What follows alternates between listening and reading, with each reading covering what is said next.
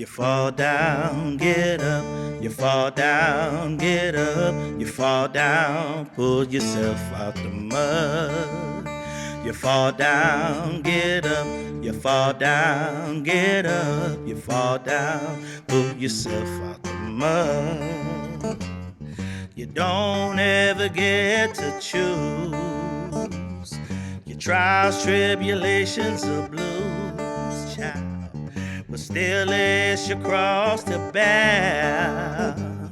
Ain't nobody said it was fair. Oh, you fall down, get up, fall down, get up, fall down, pull yourself out the mud. Ah, you fall down, get up, fall down, get up, fall down, pull yourself out the mud.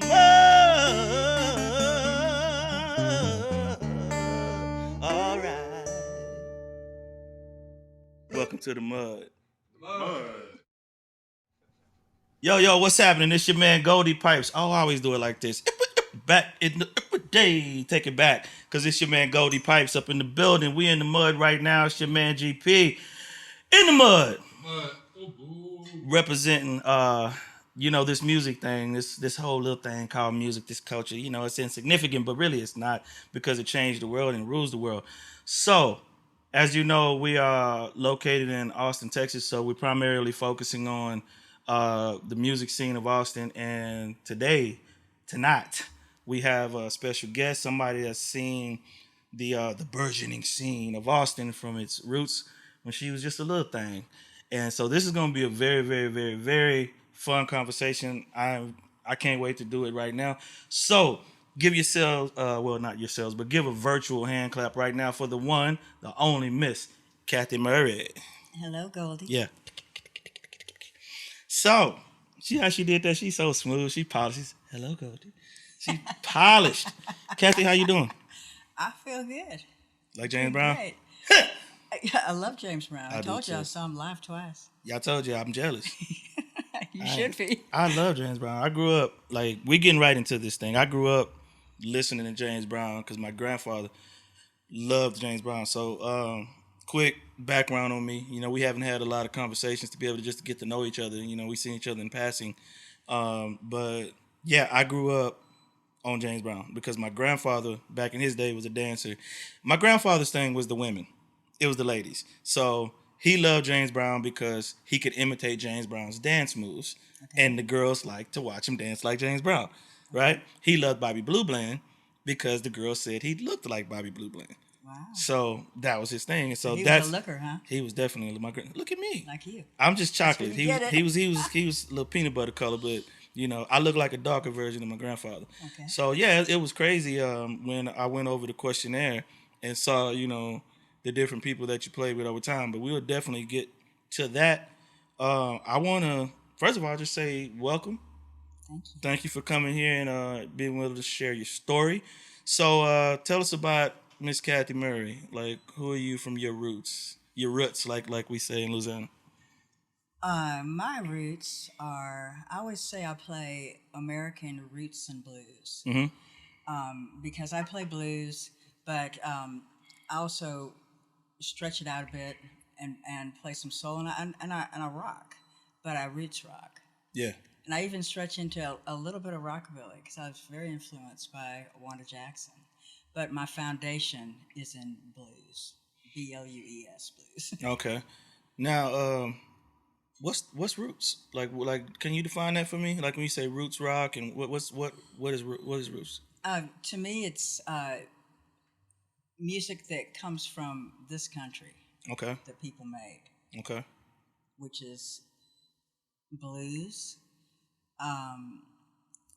which comes from, I believe, African rhythms mixed with Native American vocals. I think that's a lot what became what we call blues now. Yeah, I think it's an American culture. Blues is definitely an authentic American. I don't want to say invention. That's because I don't think people were sitting down in a lab and say, "I think we need to do it like this." It was very organic, and how it fused into what it became. I spoke on this before, but I called it the three sisters. You had gospel, soul, and blues, and the mother was the fields. With black people, working as slaves out in the field, singing and coming up with these rhythms. But a lot of that, as you said, came from Africa.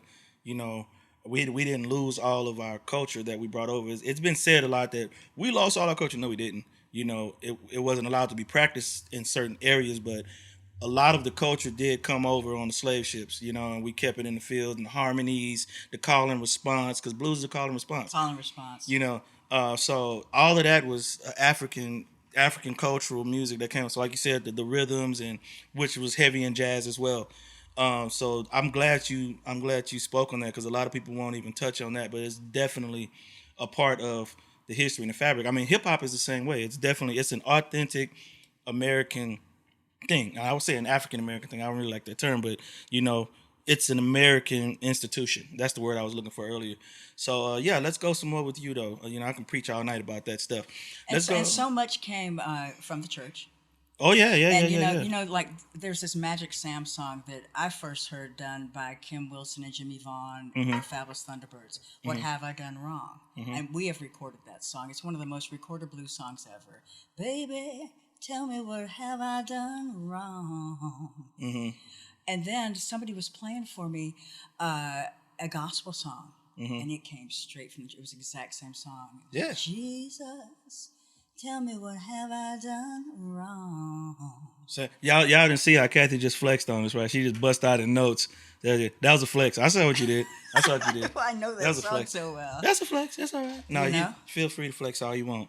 No, but you absolutely correct. Like we were discussing off camera. When I made my move from Houston to Austin, H-Time, baby. And I came to Austin. I came here as a hip-hop artist, and somebody came to me and said, shout out to Billy, who kid that got me into it. But he came to me and said, is that you singing? And I was like, yeah. He's like, boy, the way, he ain't called me boy, but he's so country twang, boy just came out. He's like, man, the way that you sing, you ought to sing the blues. And I was like, the blues? Like, that's for old people, like kind of that, I was like, nah. He's like, man, I'm telling you, man, Austin loves the blues, and it fits. And when like I told you, when I started singing, I tell everybody it seemed like the blues chose me. You know what I mean? I didn't come out here picking to sing the blues. I had no intention of singing the blues. It just chose me because the church, like I said, I grew up singing a quartet and all of that. Shout out to Miss Sheila Jackson. Who was the quartet. She was the musician who led the quartet at Greater Macedonia, where I grew up singing. But it's that same feeling. It's that, like you said, roots. It just gets all down in you. You know what I mean? It just gets you to moving. And sometimes I don't know if this happens to you, but sometimes when the music hits me, I can't control it. I'll be in the middle of singing something and I stop singing. I get to just, I catch the spirit like that. Does that happen to you? I would say we have achieved liftoff. Yeah, that happened to you. Does that happen to you doing this? Oh, yeah. Yeah. With my band. Yeah. Sure. I noticed one thing about you. You have this big, beautiful, bright smile. Like when you singing, like you'll be singing and you'll just stop and just smile just comes across your face. Like, is that? I don't ask you, is it fake? It doesn't seem like it. It's like because I see you smile when you're around, but is that just like? Is it overwhelming you and it's just how you letting that passion out, or what is it? I love the music so much. Yeah. And when I was a kid, I was real shy. Mm-hmm. And I came from a very abusive home. It was very complex. It was my parents were not all bad, but there was serious alcoholism and mental illness, and so I was just a scared little rabbit. And there was a club that is now the Magnolia Restaurant on South Congress, and it was the Ostex Lounge, and it was run by Steve Dean and his mother Elaine, and it was live blues 7 nights a week. And some friends of mine had heard me singing in the car and stuff, and one night I guess I drank enough to feel confident enough. They taught me to sit in with them at the Ostex, and then Steve offered me a residency and told I should put a band together. So I had Sunday nights there for about 2 years, and that was my start. Before that, I would have never in a million years have thought that I would have the nerve to sing one note in front of anybody. Sometimes you just need that push. Yeah. So, And that bar was pretty infamous. Mm-hmm. It was wild, Yeah. and so like all the big acts that would come through the Irwin Center, they would come by the Aztecs after their show. So like Bonnie Raitt would be there, Robert Cray, Stevie Vaughan was there all the time, and so it was a real good thing for me to have that. And be able to make my mistakes there and play there every Sunday. Yeah. But it was also open bar, and I was young and I was very insecure and very nervous. I would almost retch before I would sing, and so I drank way too much with that open bar back there at Aztecs. Yeah. And probably had times when I didn't sound that great from that, I bet you thought you sounded great though. Probably did. Had a lot of fun, but so I'm alcohol free and have been for a long time. Let's touch on that because that's what we do in the mud. I want to Phil. Yo, The mud. the mud. Yeah, that's what we do.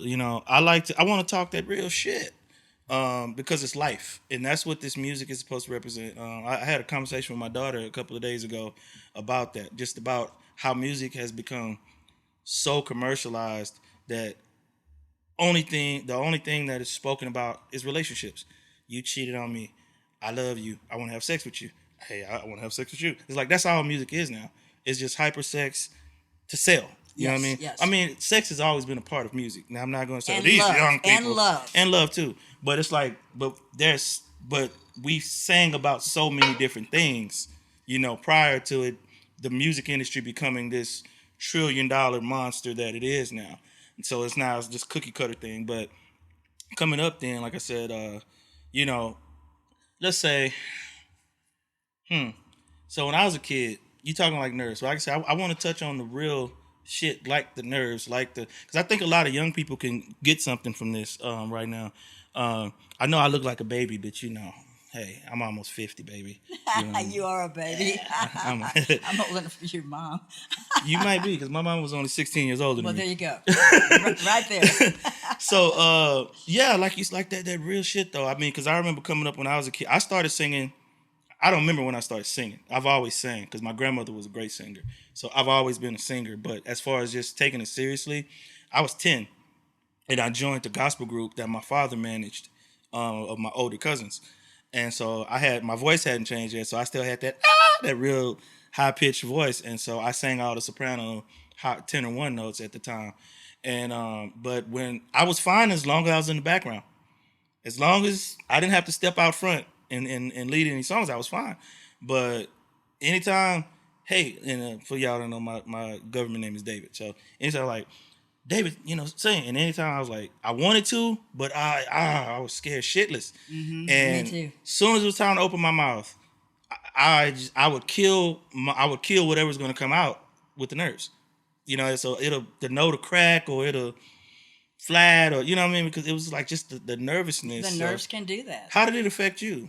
I mean, I obviously you said you drank heavy too. Yeah, I was a little kid. I couldn't drink at the time, but how did it affect you? The nerves, like what was it? How did it feel? Well, even back then, when we did some studio sessions, and it was during the day, and I wasn't drinking, it sounded pretty good. Yeah, It sounded pretty good. yeah. So, but I think the drinking didn't help me one bit. So I've been pretty alcohol free for the most part, one day at a time for about 36 years. Yeah.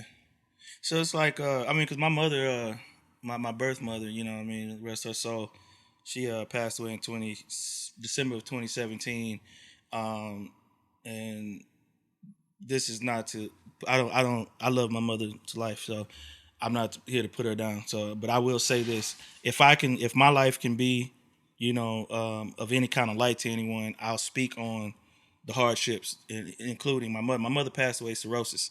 She was a heavy drinker. Okay, I'm so sorry about that. Yeah, and it was very unexpected, when I got the call. But so I understand, how alcoholism could take effect. So as far as your life goes and your music, I want to get back into the music, but we're touching on this right now. When you started using the alcohol to cope it, how did it affect you personally in your career, your music? I think it hurt my career terribly. And one thing was that I stayed in Austin, and might have been good for me to leave. But because especially as a woman, your first impression is hard to overcome, even though I haven't been drunk in public for 36 years. Yeah. It's still hard to overcome, I think, for some people. They may never forgive me, but that's the way that goes. That's crazy. It's terrible. I mean, honestly, we've had other female artists that I interviewed, and it was kind of like you said, the same thing. It's just there's an extra bit of stank put on a female, when it comes to being in this business. And I had this guy that's a real big blues head, big fan, come out to see me a couple years ago, and right before I got up for my set, he comes up to me and he goes, "I heard you're the worst singer in town, so I'm come out to see for myself." I was just about to get up there, right? Yeah. Well, all I can say is, he comes out to most of our shows now, so maybe he didn't think I was so bad. So either he didn't think you were so bad, or he enjoys torturing himself. Yeah, one of the other. One of the two.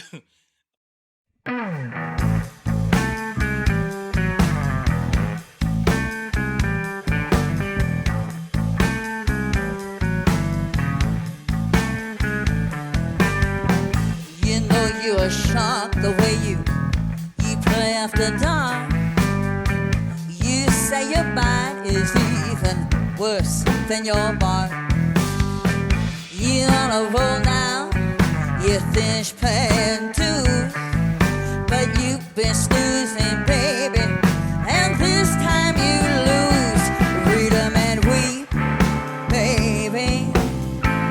The king of hearts is in my hand. Read 'em and weep, honey. This time I've got a better man.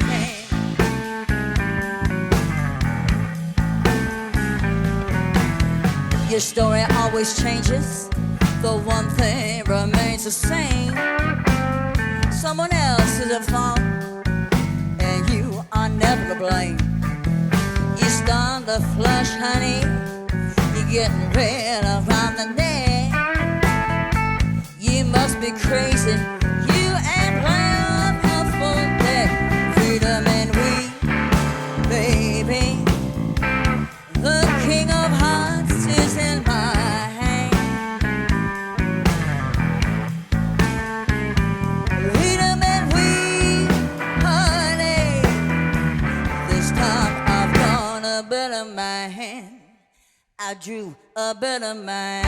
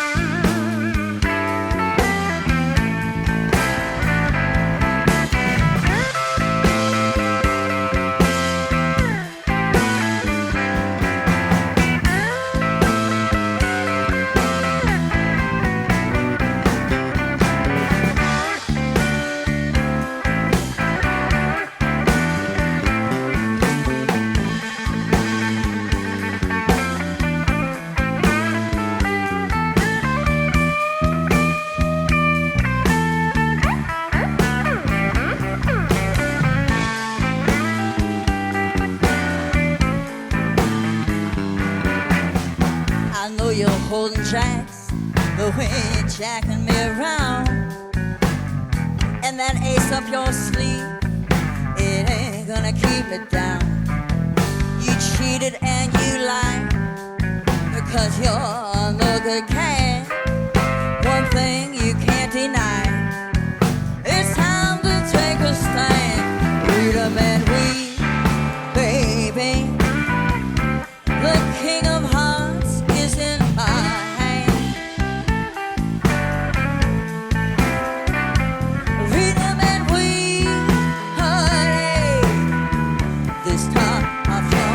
better man. I drew a better man. I drew a better man, baby. I shoveled that dirt, darling. Hey, hey. I'll fill you right back into the pot, honey. Yeah. You know I went fishing, baby. And I drew a better man. Hey, hey. Yeah. Oh, yeah. Mm-hmm. Yeah.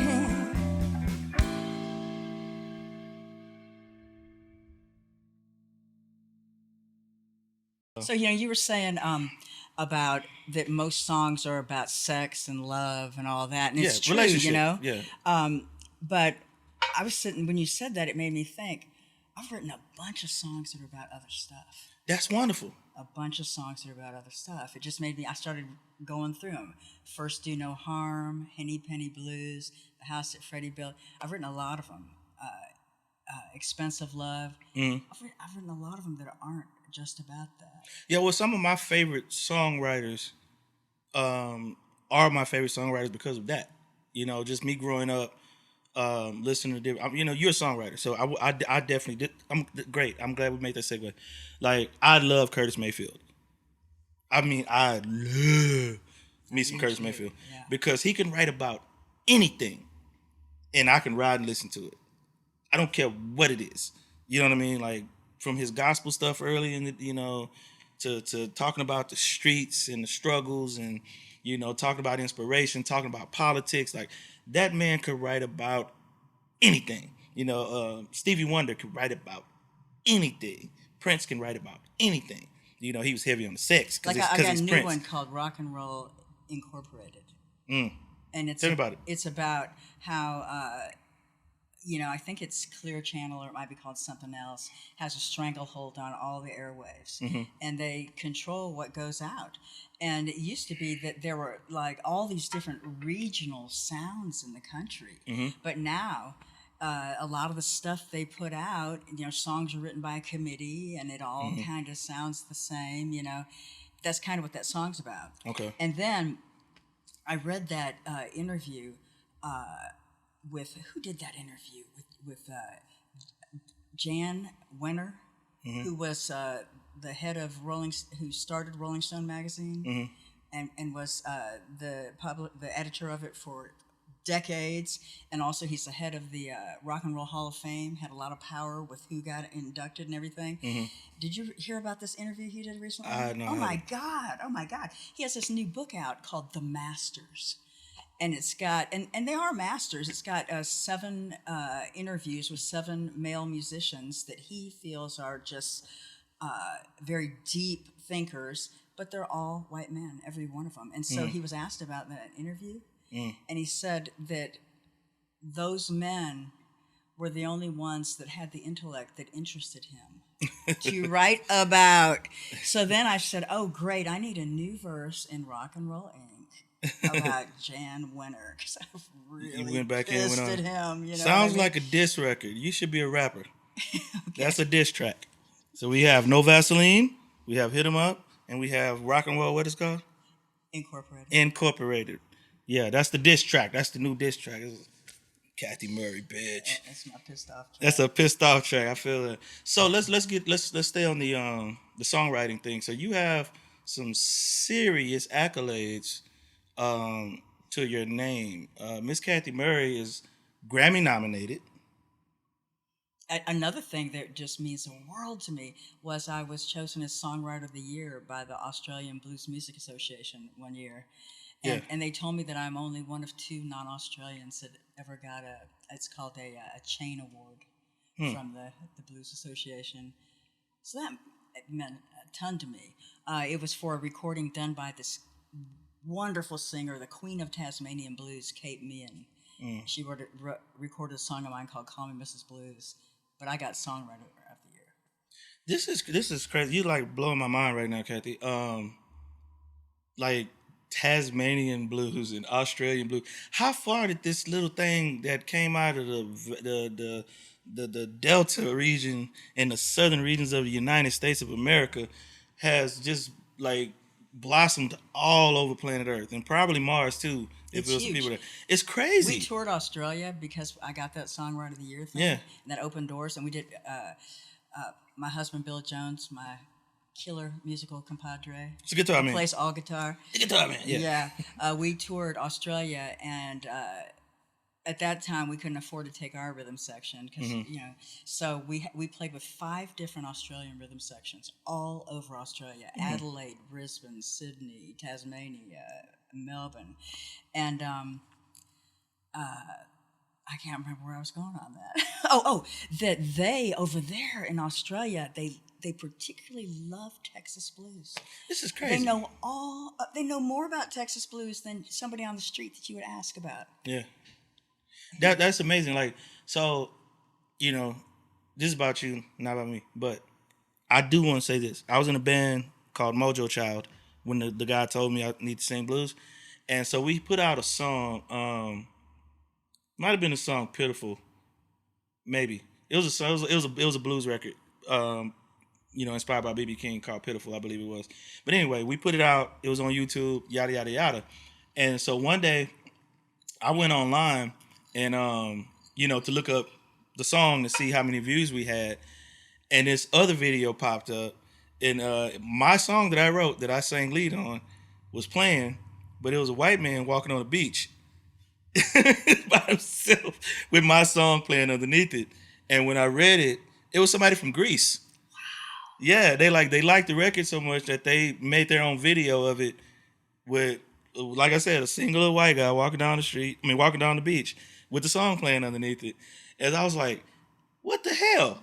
I thought that was pretty cool. You know what I mean? Really cool. And then another time, really cool. another time, like I got, this guy reached out to me via email, and asked about he said he was a DJ, and asked could he play was it okay to play one of our songs from the record on his radio station, and he was from like Czech I messed it's the Czech Republic now, but Czechoslovakia, I think is how you say it. My Texas accent. And he's same thing. I'm like, so I was like, yeah, that's cool, So we chimed back and forth a little bit. And I finally just said, man, how the hell did you hear my music? You know what I mean? Like in Czech. And he's like, well, it's a DJ. I'm in the DJ pool, and there's a DJ from Russia that had your music, and he let me hear it, and I liked it. And I said, from Russia. So I was like, it's crazy how this music just it expands. Like it just expands cultures. It breaks all of these cultural gaps And even if they don't bridges speak English, yes, they love it. they love it. They can feel it and they can understand it. You said it right there. It's amazing. So a songwriter, how as far as what stirs your pot, what cooks your grits better, writing a great song or performing a great song? What do you see yourself as more as? I will have to say that there's nothing better in this world than being on stage cooking with my band. The band I have right now, I've never had a better band than the band I have right now. Yeah. Who's in your band? Karen Biller on drums, All right. Michael DeSantis on bass, and of course Bill Jones on guitar. Yeah. I love that. We also play as a duo, and so I can do songs that don't fit the kilowatts because I write some other type of stuff. Yeah. And Bill and I play duo, and we both play guitars and ukuleles, and he plays button accordion. Yeah. And that's really fun.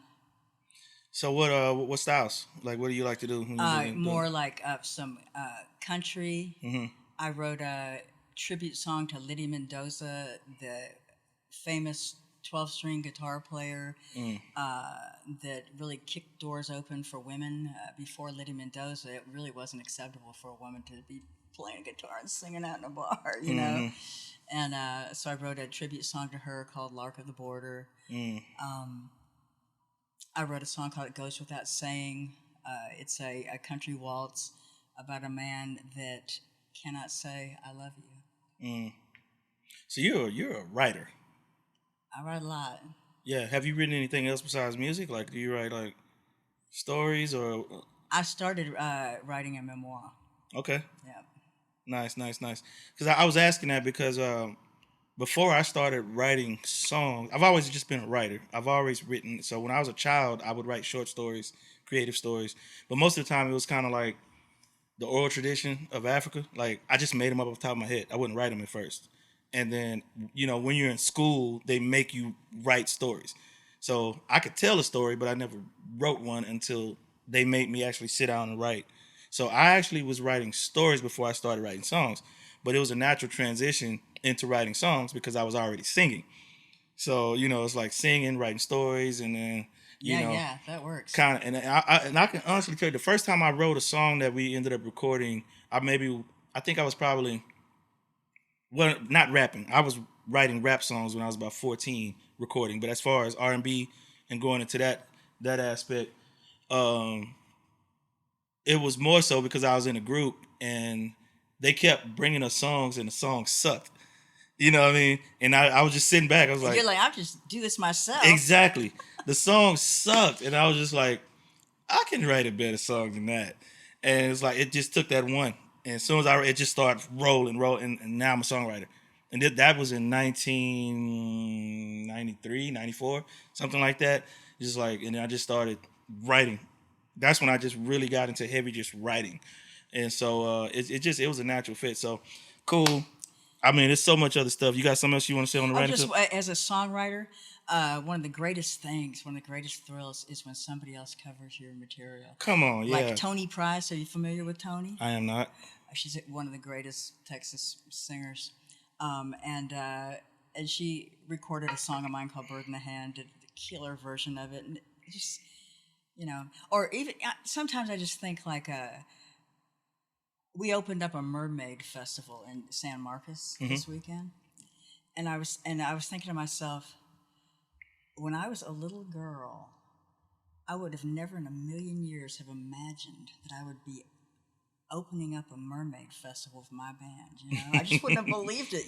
Yes. So I tried to kind of tap into that, like to be as happy about it as I would have been if somebody had told me that back then when things were so rough and dropped me into that situation. Yeah. Yeah. So, unfortunately, I'm on a time schedule, but I don't give a shit about my time schedule because I'm going to jump over it because it's my show. So, Charlie. So, this is what we're going to do. I want to go back because you got some killer stories you're telling me about. I want to go back. You started off as a military brat, born in Virginia. Yeah. Correct? Yeah. And you bounced around Hawaii and some other places, right? Yeah. But you ended up in Texas at the right time because anytime you get to Texas, it's the right time, baby. That's right. But I didn't know it because up north, I was living in Michigan, and my dad retired from the military, and all the kids up north really badmouth the South. Of course. And particularly Texas. Of course. Real bad. They hate us. So my dad said he's, having us come down here, and I was miserable. I thought it was just going to be tumbleweeds. And then I got here, and it was the beginning of 7th grade. Yeah. And in Michigan, we had been children, okay? Yeah. But we got here, girls are dating, they're wearing makeup and heels. I could not believe it. In 7th grade, it was like, yeah, this might not be so bad. Little fast self. So you get here. Yeah. You had been listening to the Beatles, Elvis, Frank American Sinatra, Bandstand. Yeah, a lot of Johnny Mathis, the big band. Porgy and Bess. I was way into that album. Yeah. That was my first real blues. Cool. Porgy and Bess. Then you get to Texas, and some years pass. What year was this? 1973. Okay, so let's see. Yeah, it was 73. 73. Let's hear about that infamous night. You won't believe this connection. Come on. Because my old friend that I went to junior high school with, who is the head of the Eastside Kings Foundation, Eddie South. Eddie, yeah. I know. Went to junior Shout high. out to Eddie. So Eddie told me and my little brother David, and I was about 16, I might have still been 15, that we needed to go out to the Armadillo World Headquarters from that night because there's this young guitar player that we have to see called Stevie Vaughan. Mm-hmm. So who is he? Yeah, who's he? And we'd never been out to see live music before. Yeah. And so Austin was really different back then. You know, they just let us in, served us ice cold pitchers of beer. It was great. I should have grew up then. And I first saw Stevie, you know, when he was 17, and it was a triple bill that night of Stevie Vaughan with the Nightcrawlers, and he had Keith Ferguson and the great Dole Bramhall Sr. on drums. It was the three of them. It was Jimmy Vaughan's band Storm, and then Paul Ray and the Cobras before Stevie was in the band. This triple bill, I'd never seen live music before, and God, it just changed my life.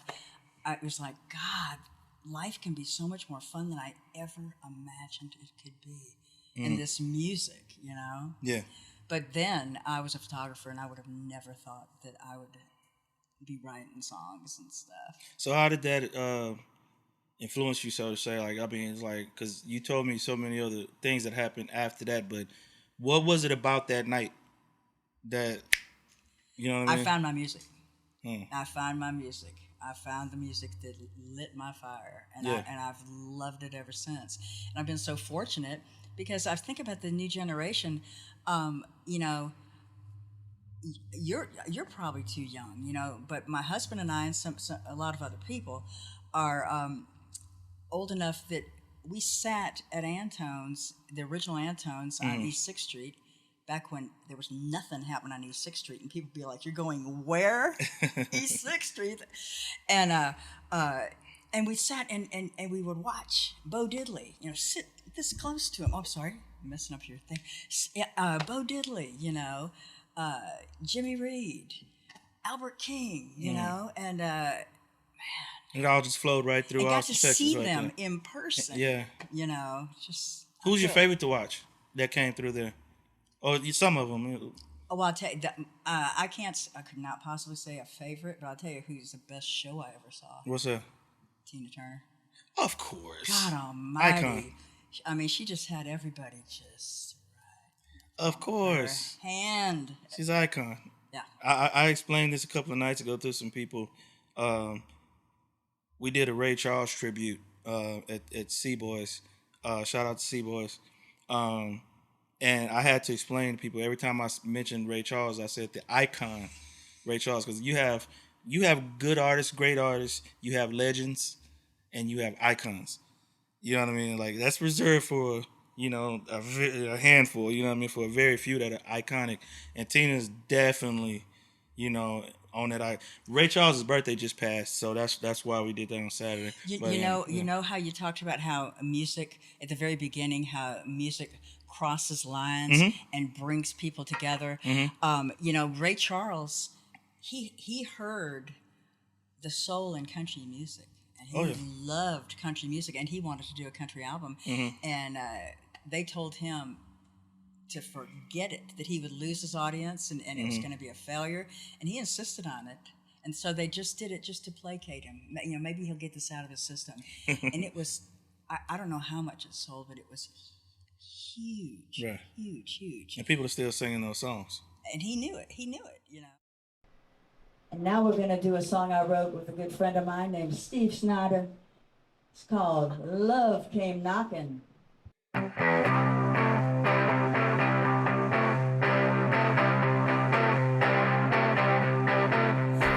love came knocking on my door, I given up all pretense.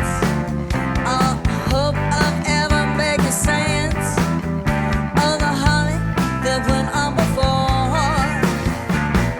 Love came knocking on my door. When love came knocking on my door, suspicion was my closest friend. Whispering again and again, you just a loser in the game of amor. Then love came knocking on my door, anticipating what might lie in store, for my heart was scared to see.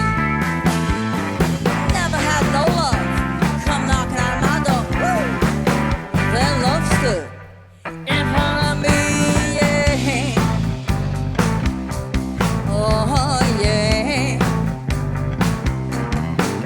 When love came knocking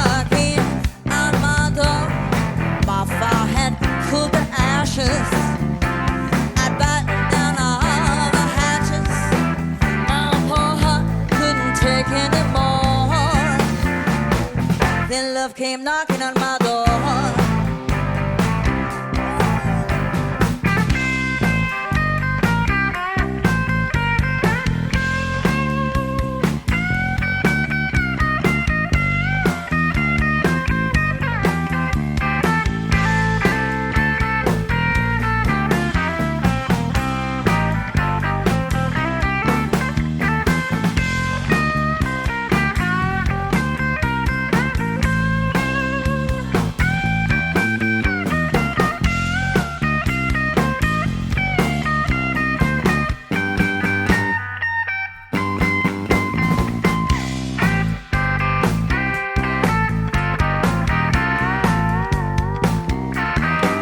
When love came knocking on my door, I fell down on bended knee. Almost had to call the love police. You know it shook me right to the core. When love came knocking on my door, I anticipated when my lion stole, though my heart was scared to see. Never had no love come knocking on my door. Woo! Then love stood in front of me, yeah. Oh, yeah. When love came knocking on my door, special delivery, satisfied as a girl can be, and still falling like never before. When love came knocking on my door, when love came knocking on my door, real love came knocking, sweet, sweet love at my door. When love came knocking on my door.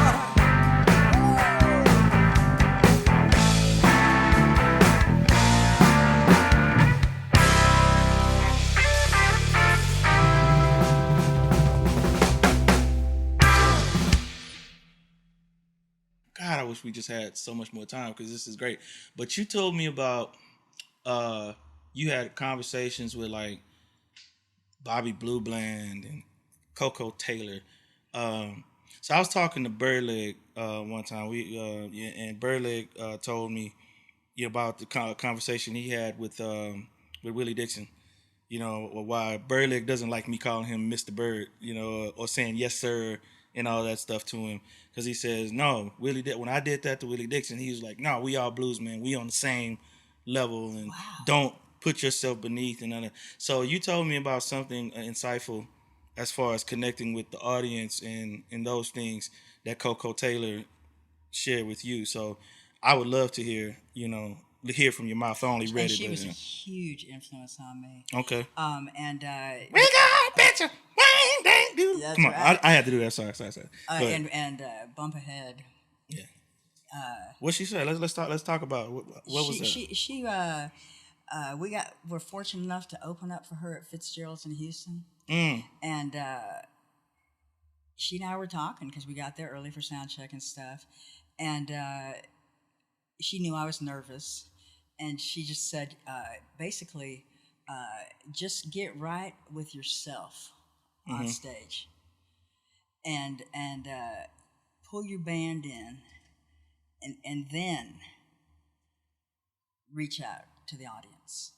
But get your energy and your experience grounded in yourself first.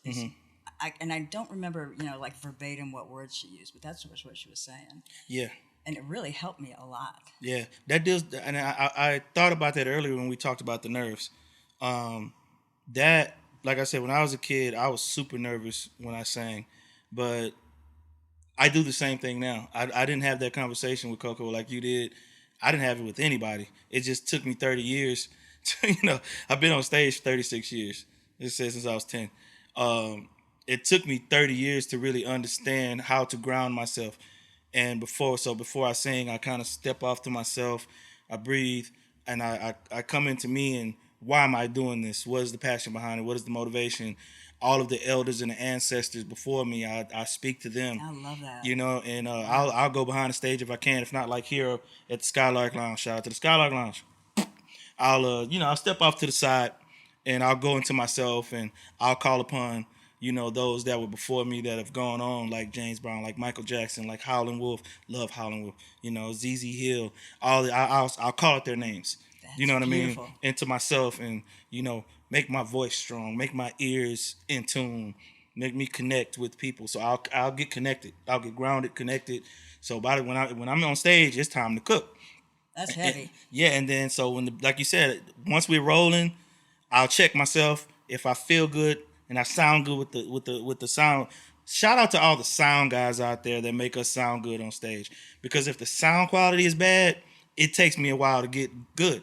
I like to hear myself good. Once I hit 2 or 3 notes and it rings back at me through that monitor, I'm like, oh yeah, I'm finna cook tonight, because I know how my voice sounds. My man KJ, shout out to KJ. That is nice. And so yeah, it centers me. And then the band when you cooking and the band feel that synergy happens, the audience can't help but to come into that.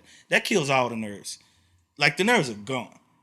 Because, you know what I mean? You're locked into that universal principle. It's bigger than whatever building you is. It's the entire universe. And that's happening right now. You know what I mean? And it ain't happening nowhere else. But where you at? Right then. Right then, right and there. I always think about the fact that who knows what's going to happen tomorrow. This could be my last show. Mm-hmm. It could be. Mm-hmm. I certainly have seen things happen. And that's how I'm going to treat it. Yeah. So, okay, before we get up out of here, so you got the Coco Taylor, you got the Chill with Bobby Blue Bland. Yeah, and, we opened up for him at a place called Club Foot, which is, I think, probably be a pretty politically incorrect name these days. It was back then. Yeah. And then he asked for us when he came back, which was really cool. So how was he? Uh, He's a great singer. I mean, phenomenal singer. Just doesn't get any better. His tone. Just ridiculous. Unreal. We got to hang out on his bus with him. Really? Yeah. Really. Tell me about it. He's just a wonderful gentleman. Said he saw some of our show, and I couldn't believe it. Blew your mind, right? Yeah, he was. Yeah, but his voice, like, now the frown. I'm gonna flex a little bit, y'all. Left your face.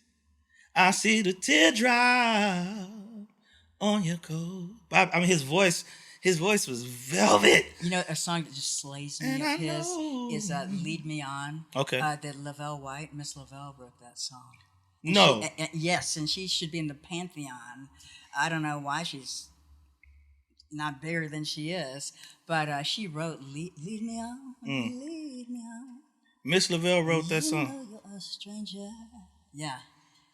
Shout out to Miss Lavelle. That's Lavelle wrote that Austin song. royalty. She recorded it for one of her albums. Bobby Blue Bland's version is just stunning. So good. Yeah, his voice was like, Bobby Blue Bland and Holifield are my 2 favorite vocalists in the blues, like, period. I mean, it's great. I love ZZ Hill's voice. Johnny Taylor could sing his face off, and I love Ray Charles. But as far as just, okay, I call it Flatfoot. This is the thing. I made this up. If you hear anybody else saying this, they got it from G to the P. I call it a Flatfoot. Okay. That just means no theatrics, no extra frills. I can stand on 2 feet, look you in your face, and sing your face off. Yes. I just standing flat-footed. Flat-footed. So yeah, if I hear somebody that can just, like Whitney Houston, it was the first person that I said this about back in the day. I saw her in Houston. No pun intended. I saw her. I was in Houston. She came to Houston. She performed, and she had on. This was after the Bodyguard movie came out. She had on this long, shimmery red dress, and she sung "I Have Nothing." And I've always loved Whitney Houston. She's one of my favorite ever. But she sang, and she blew. It was a basketball arena, and it was packed, and she blew our faces off. And she did. And she stood in one spot, no dancing. No pyrotechnics. She stood in one spot, Kathy, and just sang and blew everybody away. That's the first and only time I ever left a concert numb. Like I left there and I couldn't talk. I was just sitting in the car like, That's a flat foot. And Bobby Blue Bland is one of those guys that just could stand flat footed and just sing, blow your wig off. He's the epitome of cool. Jesus The Christ. coolest man that ever lived. So, anybody else, any other stories you want to share from that era that these people just need to know about? Any other artists that just blew your mind, songwriters, vocalists that need to get their shine? This is your time right now to do that. Because this is what this is about. This is the mud. The mud. Yeah. Well, I'll just say that there's so many players from Austin that were very influential on me. Like me? Like you. You actually put that in your thing. I think you were just trying to butter me up when you said Goldie Pike's one of your favorites. Like, I ain't your favorite. Don't mess with me. I think you are phenomenal. I really do. I appreciate that so much. Another long-time player that we unfortunately lost a few years ago was my good friend Blues Boy Hubbard. Yeah. And I played gigs with Blues Boy for 40 years.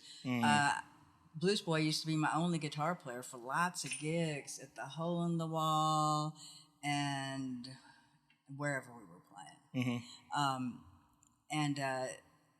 Then I took about 10 years off from playing at one point. Fortunately, I wrote a whole bunch of songs during that time, so that was good. But when we came back, we met back up with Blues Boy and started playing with him every month.